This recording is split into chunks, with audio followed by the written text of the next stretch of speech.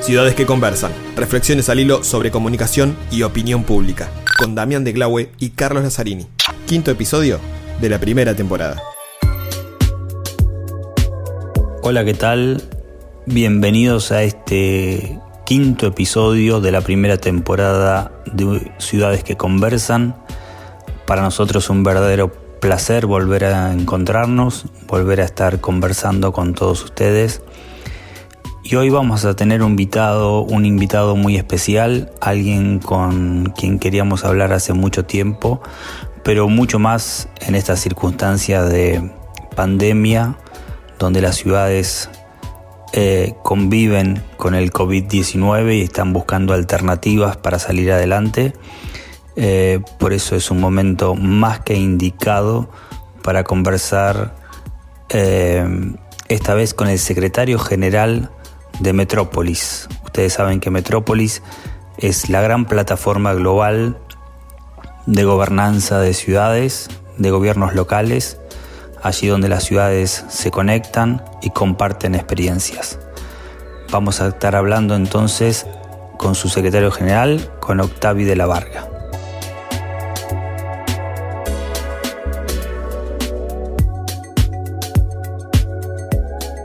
Estamos grabando este 5º episodio justo en momentos en que las ciudades globales, las grandes ciudades, las más afectadas por esta pandemia, están tratando de salir de la situación de confinamiento, de cuarentena, tratando de restablecer tal vez un nuevo orden social, buscando alternativas, conversando mucho los alcaldes, las alcaldesas, cuáles son las mejores formas y tal vez acelerando en la implementación de esta nueva agenda que ya las ciudades se planteaban, la gobernanza metropolitana se planteaba antes de la pandemia, que sin duda ha evidenciado y acelerado esta necesidad de buscar otra forma de vida urbana.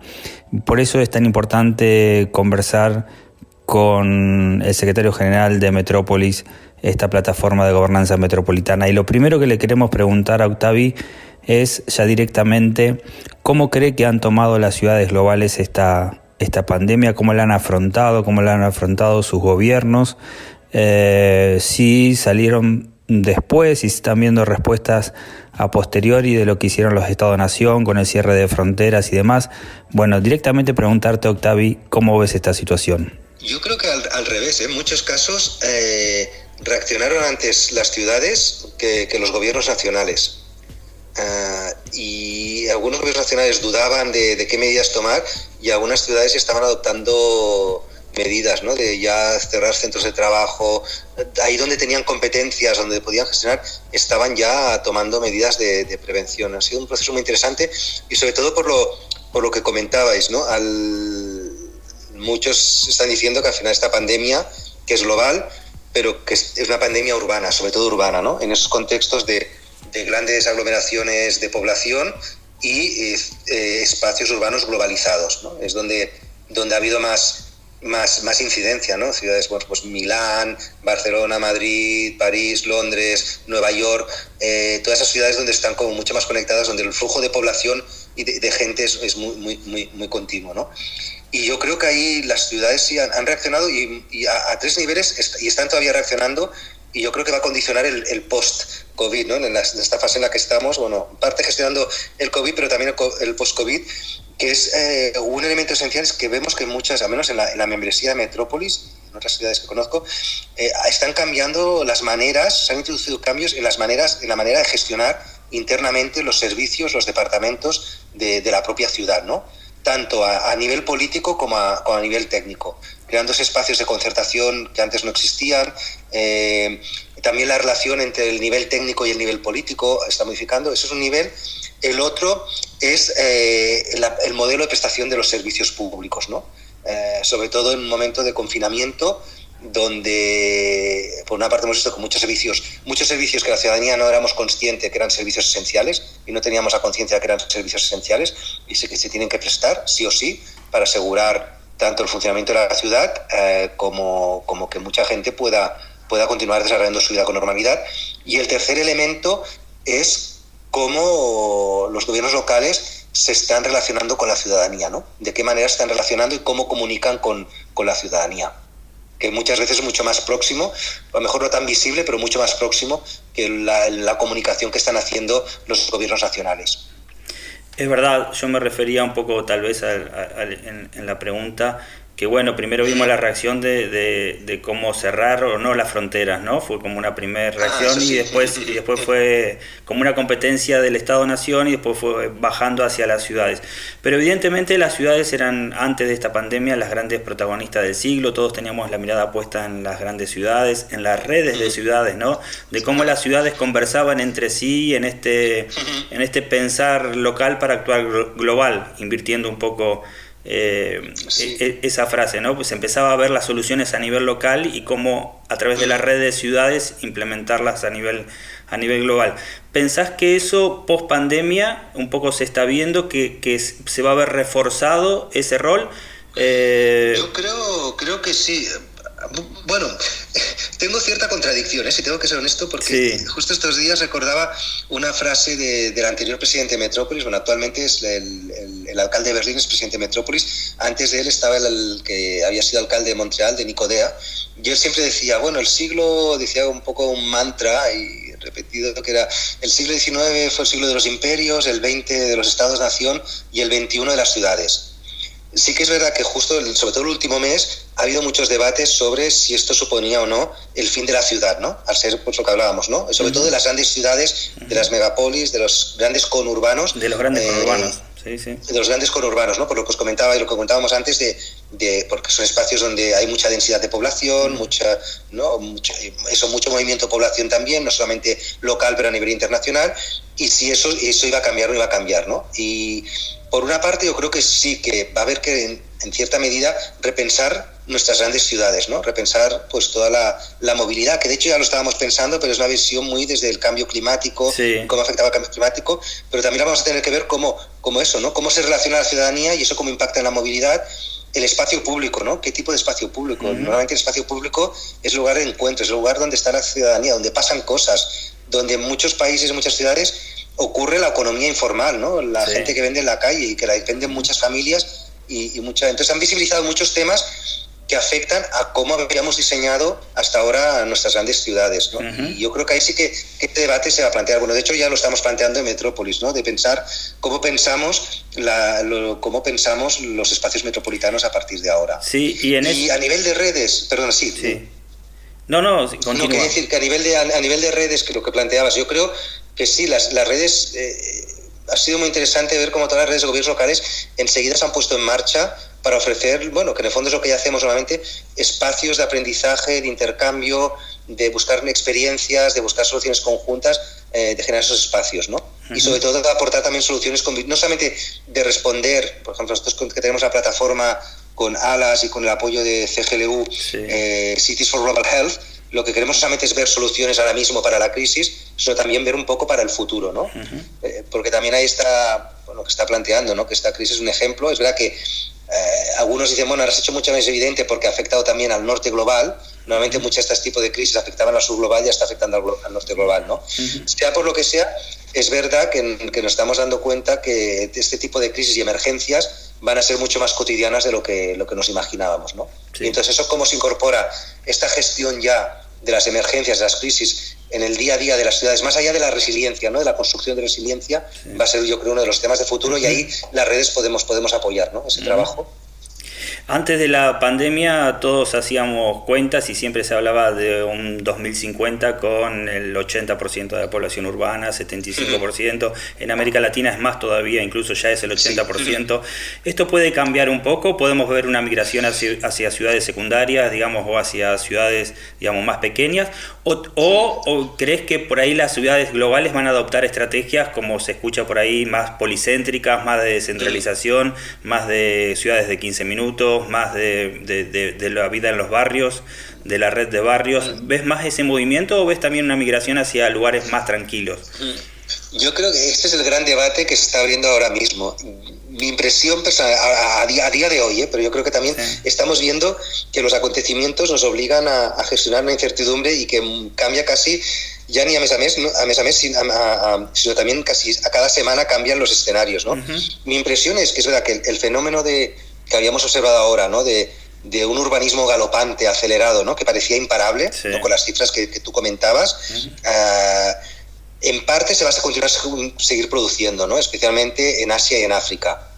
Porque es verdad que estos grandes espacios iconurbanos todavía son los espacios que generan riqueza, que generan ocupación, que generan oportunidades, a pesar de todas las fracturas que existen, ¿no? De desigualdades sociales, de vulnerabilidades, que esta crisis ha puesto mucho más de manifiesto. Pero por otra parte, yo creo que también va a empezar a articularse, o vamos a descubrir, ¿no? Esas ciudades intermedias y periféricas que pueden garantizar calidad de vida, ¿no? Ciudades a lo mejor entre 10.000, 80.000, máximo 100.000 habitantes, que están a una hora y media de un conurbano, que te garantizan calidad de vida, ¿no? Una dimensión humana, que te garantizan casi todos los servicios, sí, pero que si quieres, lo que serían ya servicios mucho más especializados, ¿no? A nivel mucho más especialización de medicina, sí, de investigación, incluso temas vinculados al ocio, en una hora y media puedes llegar a ese lugar, ¿no? A ese gran núcleo urbano. Además, yo creo que ahora nos ha puesto de manifiesto, ¿no? Con todo lo que es las nuevas tecnologías, todo el teletrabajo, ¿no? La teleeducación, la telemedicina, el teletodo, con mucha más razón, ¿no? Y también en sitios donde hay modelos de movilidad que te permiten estar a una hora y media como mucho de una gran ciudad, ¿no? Seguramente. Entonces, yo creo que vamos a ver, yo creo van a continuar habiendo movimientos de población y crecimiento de grandes ciudades, pero también yo creo que va a haber un cierto boom de estas ciudades intermedias periféricas. Seguramente. Sobre todo vinculado a clases medias, a clase media y familias. Claro. Seguramente algunas ciudades también cambiarán un poco su agenda o su marca, ¿no? Porque vemos, por ejemplo, el caso de Barcelona, como tantas otras. Digo, que el turismo era un beneficio, pero en un punto también se convirtió en un problema, la saturación de turismo y demás, ¿no? Se supone que ahora va a haber una disminución del turismo y he escuchado por ahí o se lee por ahí que, bueno, Barcelona por ahí podría apostar más al conocimiento, a la tecnología, a otro tipo de identidad, digamos, porque el turismo evidentemente se va a ver afectado. Algunos los pueden ver como un problema, también se puede ver como una solución, si se quiere, a esa sobresaturación de turismo, ¿no? Pero intuyo también que cuando hablabas de contradicción, y todos nos planteamos, incluso a nivel filosófico y demás, como que la moneda está en el aire de qué pasará de post-pandemia, si ganará aquellos que proponen un cerramiento de los países, de los estados y demás, o ganará esta línea de la cooperación, ¿no? De la cooperación, de la solidaridad, de la colaboración. Pues, hombre, yo creo que sería, como dicen en inglés, wishful thinking. Me gustaría que fuera la segunda parte, ¿no? Sí, claro. Lo que planteabas. Pero no está claro, ¿no? Muy bien que, no, la moneda está en el aire y lo que decías. Pero son temas que de hecho ya los teníamos sobre la mesa anteriormente. O sea, yo creo que los temas no son nuevos. Lo que ha evidenciado mucho más, yo creo, la crisis del COVID ha evidenciado mucho más los grandes dilemas y paradojas que teníamos, claro, que estamos comentando, ¿no? Evidencia y acelera, ¿no? Acelera procesos. Total, eso, acelera los procesos y nos confronta mucho más a estas realidades y de los desequilibrios económicos y sociales que teníamos en nuestras ciudades. Lo que decías del turismo es claro, un gran ejemplo. Por una parte, el turismo obviamente es una fuente, ¿no? de desarrollo, de riqueza, pero al mismo tiempo hemos visto que ha sido también una fuente también a veces de fracturas sociales, ¿no? Procesos de gentrificación, ¿no? De conversión de ciudades en parques temáticos. Entonces, lo que estamos viendo ahora, pues que todo eso se pone mucho más de manifiesto, se acelera y tenemos que tomar decisiones. Yo creo que sí, lo que decía, ciudades que están basadas en un modelo, por ejemplo, solamente de grandes congresos, ¿no? O grandes eventos. No sabemos qué va a pasar, ¿no? Si a lo mejor sí que en un año a todo el mundo se nos olvida y volvemos a lo mismo, ¿no? O ciudades basadas en un turismo de masas, que de golpe se encuentran que no. Ciudades, por ejemplo, también, y es la realidad mucho de las ciudades, por ejemplo, en el caso de España, ¿no? Que la economía está basada en los servicios, y en servicios solamente no de alto nivel y vinculado a las tecnologías, sino de servicios muy, muy básicos, ¿no? Que al final cuando hay una crisis pues son los primeros que se suprimen, que también normalmente es una mano de obra poco cualificada y que no sabes cómo recolocarla y reciclarla, ¿no? Entonces yo creo que eso, estamos justo en lo que decías tú, estamos en la moneda en el aire y no sabemos. Yo creo que sí que hay una oportunidad, que mientras esta moneda está en el aire no caiga, podemos, y sobre todo los líderes locales, plantearnos qué queremos, ¿no? Cómo nos queremos repensar, ¿no? Oía ayer o antes de ayer en un webinar que estaba la alcaldesa de Bogotá, Claudia López, que decía, tenemos que pasar de pensar de una ciudad, la ciudad, y eso es lo que hemos dicho, ¿no? Y el discurso que las ciudades son motor del desarrollo económico, obviamente lo son, pero tenemos que pasar de pensar de la ciudad como espacio de consumo y producción, sino también como un espacio donde viven personas, ¿no? Que a lo mejor nos habíamos olvidado. Exactamente. Y yo creo que tenemos la oportunidad, lo que pasa es que tampoco no tenemos mucho tiempo, pero para repensar, ¿no? Para repensar ciertas de las cosas. No, a lo mejor no hace falta introducir cambios radicales, pero sí que repensar ciertas maneras de cómo hacíamos y cómo gestionábamos la ciudad hasta ahora. Otro tema que se ha evidenciado, del cual ya veníamos hablando antes de la pandemia, que tenía que ver con, bueno, es un tema que a mí me interesaba particularmente, el tema de las alcaldesas, ¿no? De las ciudades gobernadas por alcaldesas. Y se ha hablado mucho, incluso has participado en algunos seminarios y demás, de, bueno, ahora ya con datos duros, ¿no? Se ha puesto a prueba, es verdad, digamos, la feminización de la política y las ciudades gobernadas por mujeres.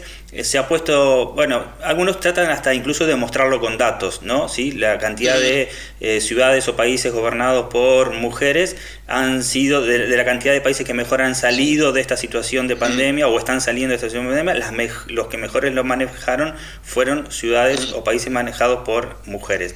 ¿Ves que esto es así? También tiene sus críticos, ¿no? Sí. Decir, centrar la solución en lo femenino. Pero bueno, digo...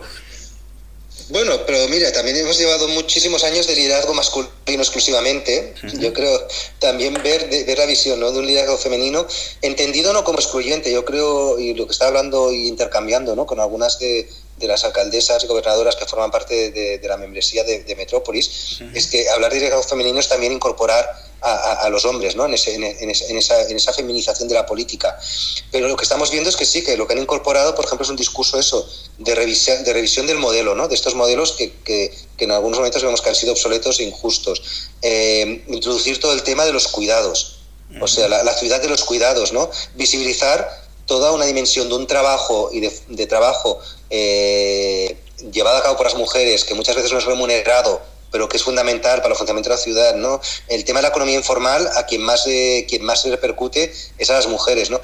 Normalmente hay más mujeres trabajando sin contrato que con contrato. Están también, lo hemos visto con la crisis del COVID, las que están en la mayoría de puestos, más allá que puedan ser policías o militares, más allá, quienes están en primera línea son mujeres, ¿no? Enfermeras, médicos, cuidadoras de ancianos, etcétera, ¿no? En tema de alimentación, etcétera. Entonces sí que están planteando mucho ese tema de la economía del cuidado, ¿no? Que va mucho más allá de los roles tradicionales, es decir, bueno, que hay todos los elementos de la ciudad, que es una economía que tiene un potencial muy importante que lo tendríamos que incorporar, ¿no? Y hablar mucho más también de derechos, ¿no? Y de ciudadanía. Y luego visiones como muchos más se están aportando. Yo creo que esta visión que se dice más de feminizar la política, se está hablando mucho más eso de incorporar visiones holísticas, ¿no? Y los equilibrios entre la resiliencia, la seguridad y la sostenibilidad. Perfecto, ya la última pregunta y cerrando la conversación, agradeciéndote. ¿Ves que va a haber mucha modificación a aquella agenda que nos habíamos planteado 2030 de las ciudades, mucho para repensar? Evidentemente se desprende que en realidad son los mismos temas que se han puesto sobre la mesa y se han acelerado tal vez, ¿no? Pero también alguna modificación, ya no solo respecto al cambio climático, sino a otras cuestiones. Yo creo que esas agendas globales continúan siendo pertinentes y mucho más ahora. Yo creo que lo planteaban. Si miras lo que dice la nueva agenda urbana, está hablando de los temas que hemos hablado ahora, ¿no? De nuevas maneras de planificar, de la interseccionalidad de las políticas públicas, la incorporación de la visión de género, la incorporación del trabajo multiactor, repensar la gobernanza local, repensar cómo planificamos las ciudades. La nueva agenda urbana también plantea mucho los retos. Yo creo que lo que nos va a ayudar es un poco más a ver cómo lo queremos trabajar esta agenda urbana, estas agendas globales que tienen un impacto a nivel local. Es verdad que con los títulos quedaba mucho lo que ha pasado. Yo creo que también lo he visto en muchas ciudades, que la nueva agenda urbana, bueno, sobre todo no tanto la nueva agenda urbana, sino la agenda 2030 y los ODS, se había convertido más en una etiqueta, ¿no? Claro.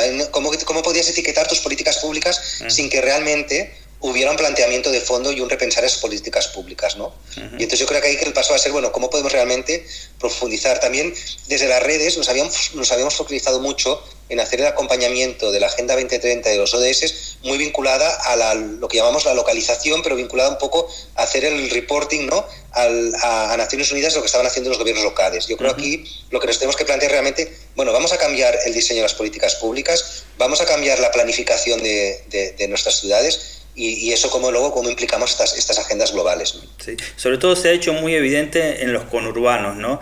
Tal vez en Europa sea diferente, pero nosotros en Buenos Aires y ese gran conurbano bonaerense que tenemos, de más de 16 millones de personas, ha puesto en evidencia que acá los alcaldes siempre son considerados muy de tercer nivel, casi actores de reparto en la gran política, ¿no? Y los problemas comunes que han surgido ahora de movilidad, de economía informal y demás, ha puesto muy en evidencia la falta de una gobernanza metropolitana a escala conurbano, ¿no? Es verdad que a lo mejor sí que está un poco más avanzado en Europa, ¿no?, el debate metropolitano y la institucionalización de los espacios metropolitanos. Pues tienes hace poco en Francia, ¿no?, con todo el tema de las áreas metropolitanas que están creando por toda Francia, o en Italia, que hubo todo el cambio de las provincias y la creación de las ciudades metropolitanas. Pero es verdad, yo creo que lo que ha puesto de manifiesto es reconocer mucho el rol de los liderazgos locales, ¿no?, y cómo son muy importantes, especialmente lo que dices de los espacios estos así, incluso más allá del espacio institucionalizado metropolitano, claro. Del impacto que tienen estos conurbanos. Cuando tienes realidades, yo creo que Buenos Aires, si no me equivoco, el conurbano es más, ¿no?, por ejemplo, más del 30% sí. de la población argentina, ¿no? Sí. Lima creo que es parecido. Uruguay es casi el 50%, Montevideo es casi el 50% de la población vive alrededor de Montevideo, ¿no? Y así en muchos sitios. Entonces, obviamente eso tiene un impacto, y las medidas que tomes y no das un protagonismo a los alcaldes que forman parte de ese conurbano, como gobierno nacional vas a tener un problema, ¿no? No porque sea una posición política, sino porque ahí es donde están ellos están gestionando los servicios y ven esos problemas, ¿no?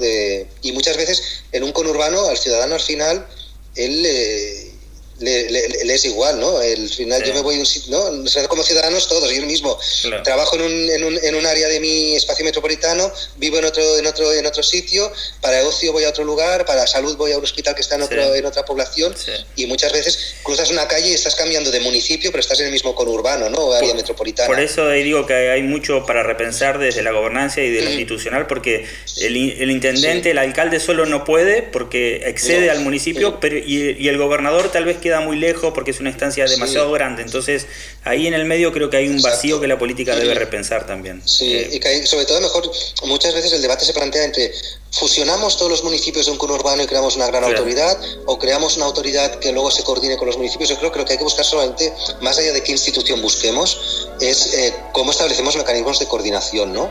Y modelos de gobernanza que seguramente tienen que ser mucho más colaborativos, más cooperativos, que no como ahora, que eran muy verticales, ¿no? Y cada uno defendiendo su espacio.